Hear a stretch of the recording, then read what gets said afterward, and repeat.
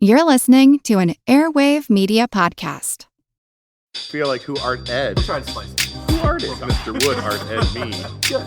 Either way, it's ambiguous. It works on so many levels. I know. That's off to a great start.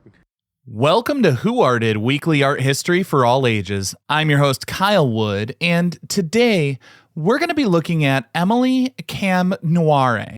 Emily Kame Kngwarreye was born around 1910 and spent the majority of her life in the remote Amateur community in central Australia.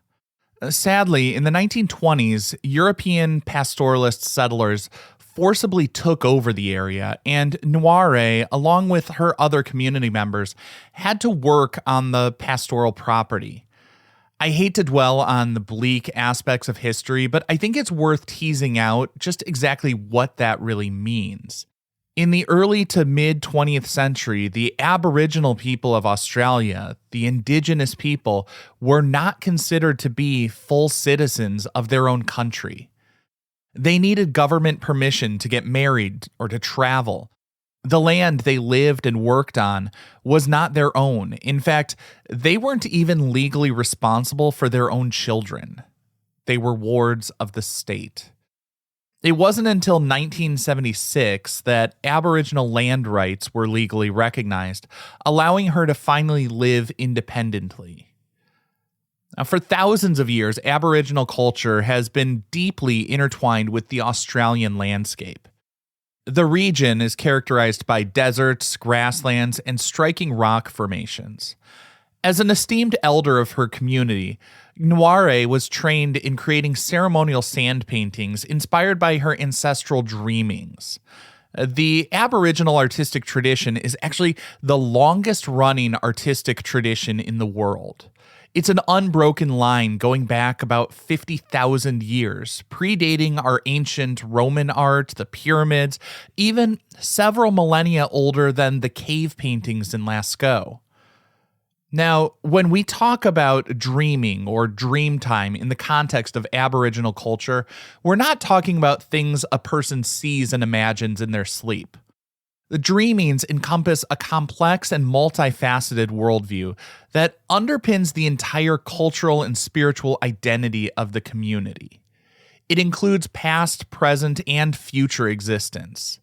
The dreaming tells the story of how ancestral beings shaped the land, its inhabitants, and the laws governing their interactions. These journeys and transformations are not confined to a linear timeline, but they exist in a, quote, everywhen, where the past, present, and future are interwoven. The tradition holds immense cultural significance. The dreaming acts as a roadmap for life, dictating kinship systems, social laws, and obligations to the land and its creatures. Through oral storytelling, song, dance, and artistic expression, knowledge is passed down through generations, ensuring the continuity of cultural identity. Ceremonies performed at sacred sites serve as portals to the dreaming, reaffirming the connections to the ancestors and reinforcing those cultural values. Artistic production serves as a powerful tool for transmitting and preserving that dreaming. Paintings, rock art, carvings, and body decorations depict ancestral figures, creation narratives, and significant symbols. Each element carries deep meaning, known only to those initiated into that specific dreaming.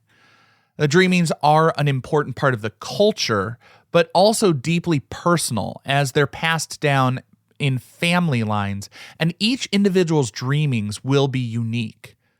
People would not be able to paint another person's dreaming without permission. Now, Emily Kame Kngwarreye practiced traditional art making for ceremonial purposes in her community. As she became a respected tribal elder, she would paint decorative motifs on women's bodies as part of a ceremonial practice called awelye. These visual expressions were intertwined with cultural elements such as song, storytelling, and dance. Although Kngwarreye's paintings were never representational, they were influenced by both her upbringing in Aboriginal culture and the natural environment surrounding her. In the late 1970s, she began making batiks. Now, for those unfamiliar, batik is a method of wax resist. It comes from Indonesia and Java, but basically artists will use melted wax to paint on fabric and then dye the fabric. The wax creates a barrier, stopping the dye from coloring the fabric in the areas that were painted. It's sort of similar to drawing with crayon and then painting with watercolor. So as I said, Kngwarreye began making batiks in the 1970s. In 1977, she became a founding member of the Utopia Women's Batik Group, Utopia being the area that she was living in. In the 1970s and 80s, as the Australian government had been seeking to sort of make amends and recognize the rich culture of the Indigenous people, galleries and collectors started to take notice of the art. In 1988, the S.H. Evering Gallery in Sydney took on a project seeking to facilitate the creation of Aboriginal art and then create a market for the works. Traditionally, artworks had been produced using natural pigments like ochre painted onto the rocks in the landscape or on people for ceremonial purposes. In a move that seems like it could have been written in a Joni Mitchell song, the gallery went out to Utopia asking the Indigenous people to produce works using modern materials, acrylics on canvas.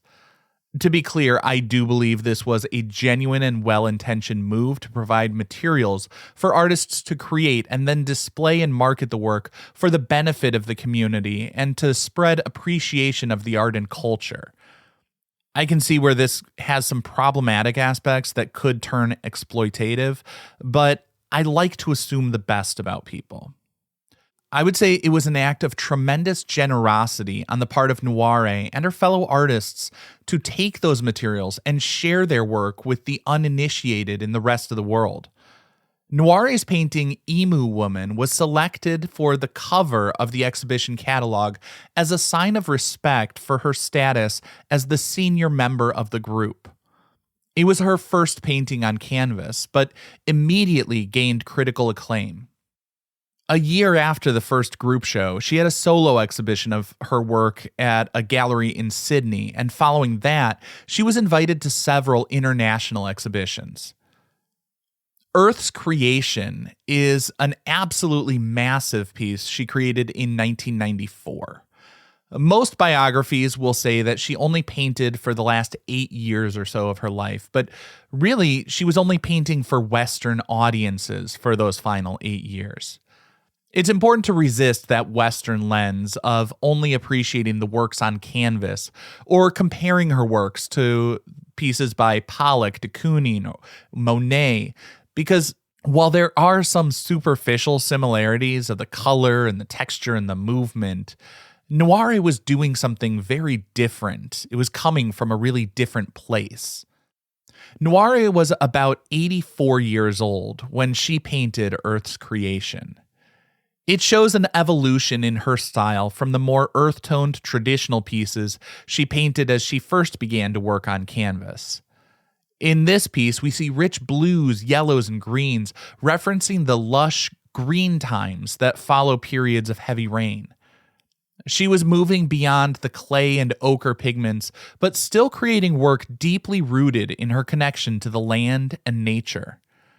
Now, this painting is about 9 feet tall and 20 feet wide.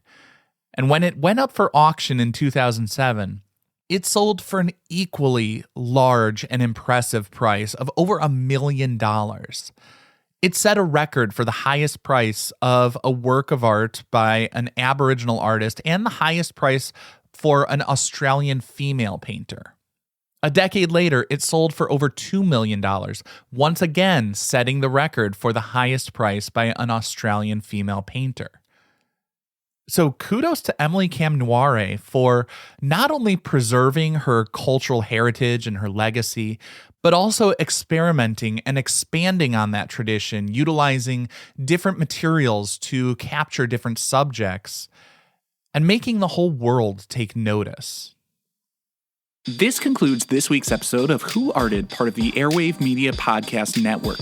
If you found this tolerable, please leave a rating or review on your favorite podcast app. You can find images of the work being discussed this week and every week on social media at Who Arted Podcast on Twitter, Instagram, and TikTok, and of course on the website whoartedpodcast.com.